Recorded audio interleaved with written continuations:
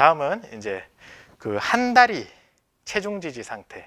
이제 걸을 때 또 우리가 중요한 게 한 발이 앞으로 나가야 되잖아요.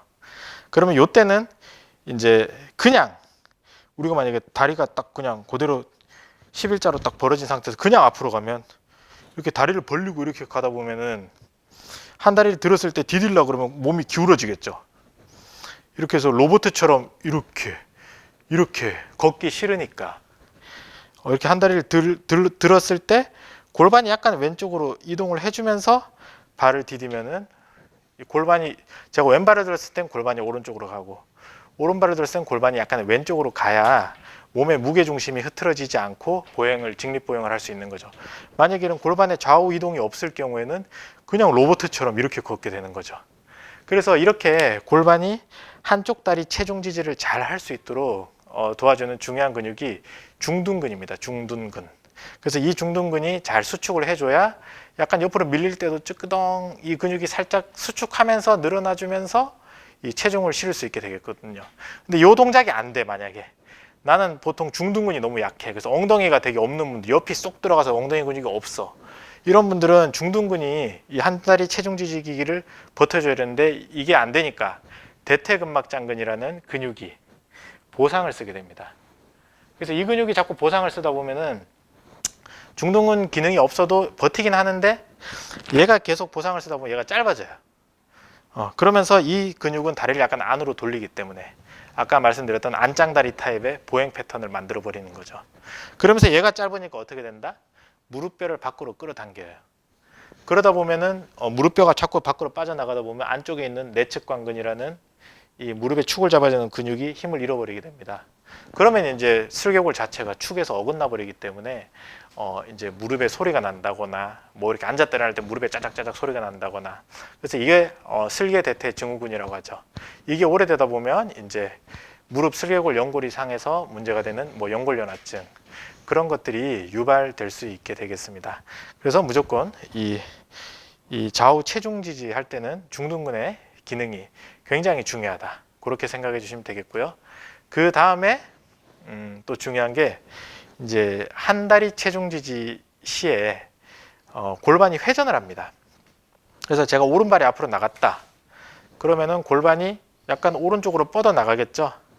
그래서 보시면은 이렇게 앞으로 뻗었을 때 그냥 가는 게 아니고 골반도 약간 회전합니다. 앞으로. 이렇게 해서 발을 디디게 되죠. 근데 이때도 마찬가지예요. 제가 왼발을 나갔다 그러면 약간 회전하죠. 하면서 골반이 회전하는데 오른쪽 골반은 뒤로 돌고 왼쪽 골반은 약간 앞으로 돌게 되겠습니다. 그래서 이때 약 4도에서 5도 뒤로 돌고 왼쪽은 반대로 4도에서 5도 정도 앞으로 돌게 됩니다. 근데 이때도 마찬가지. 이 도는 힘을 조절해 주는 게 중둔근 후부섬유하고 대둔근이 되겠습니다. 그래서 이때도 마찬가지. 엉덩이 근육에 힘이 없다. 그럼 어떻게 걷냐면은 이렇게 한 발 나갔을 때 이렇게 골반이 앞으로 쭉 뻗어 나가줘야 되는데 이 뻗는 동작이 안 되고 그냥 했을 때 그냥 이렇게 걸어버리는 거죠. 이렇게.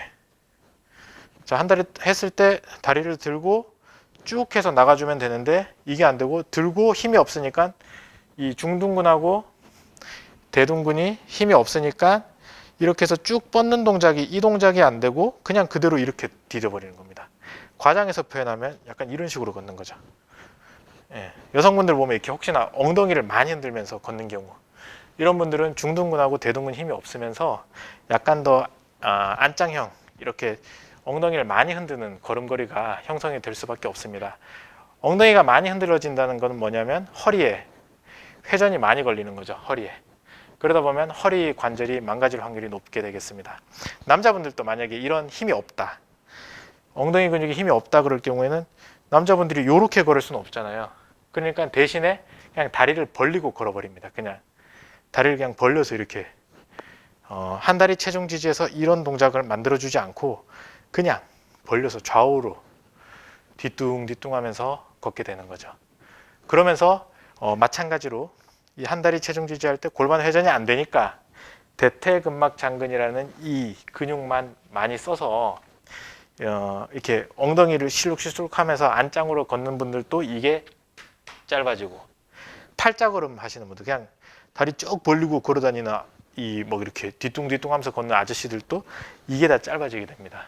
그래서 이 근육이 짧아지면 무조건 슬개골의 축을 이동시키고 슬개골이 마모될 수밖에 없는 그러한 문제가 발생하게 되겠죠.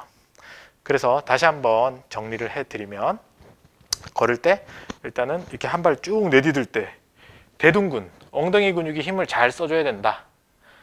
그러면서 이게 힘을 잘 써줘야 이 햄스트링이 짧아지지도 않고, 그 다음에 또 이렇게 슬와근, 이게 짧아지지도 않고, 이게 짧아지지 않아야 대퇴사두근도 힘을 잘 쓰고, 그 중에서도 내측 관근이 또 힘을 잘 써줘야 되고, 그 다음에 또 한 발을 쭉 내디딜 때 이 종아리 근육도 잘 늘어나주고, 발목 젖히는 이 정경골근이라는 근육도 잘 작동을 해줘야 이 발을 디딜 때 지면으로부터 충격 흡수를 잘 할 수 있습니다.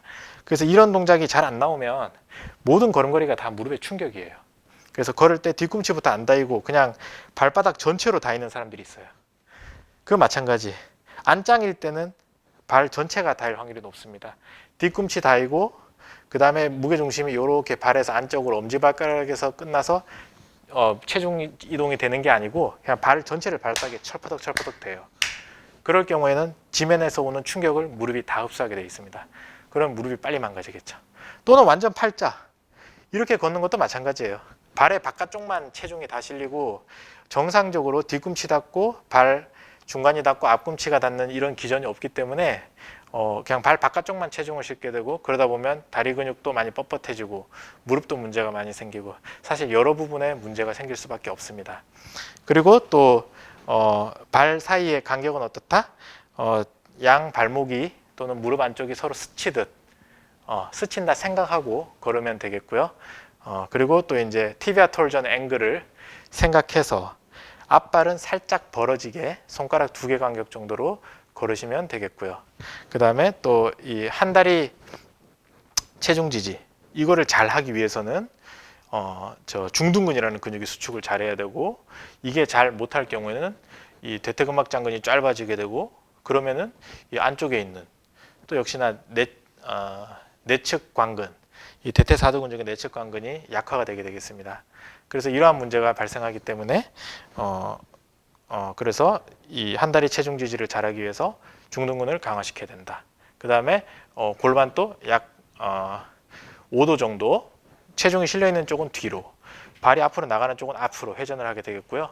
이러면 이때 몸통은 반대로, 내 골반이 오른발이 앞으로 나가면 골반은 좌회전했죠. 그러면 몸통은, 상체는 이 모양 그대로 따라가면 나도 옆을 봐야 되잖아요. 상체는 반대로 우회전하는 거죠. 그럼 팔은 어떻게 된다? 반대로 뻗어주면 되겠습니다. 그래서 발하고 팔이 반대로 자연스럽게 걸음걸이가 유지되겠죠. 이상입니다. 이렇게 해서 바르게 걷는 방법에 대해서 알아보았습니다. 좋아요 꾹, 구독 꾹, 알람 설정 꾹꾹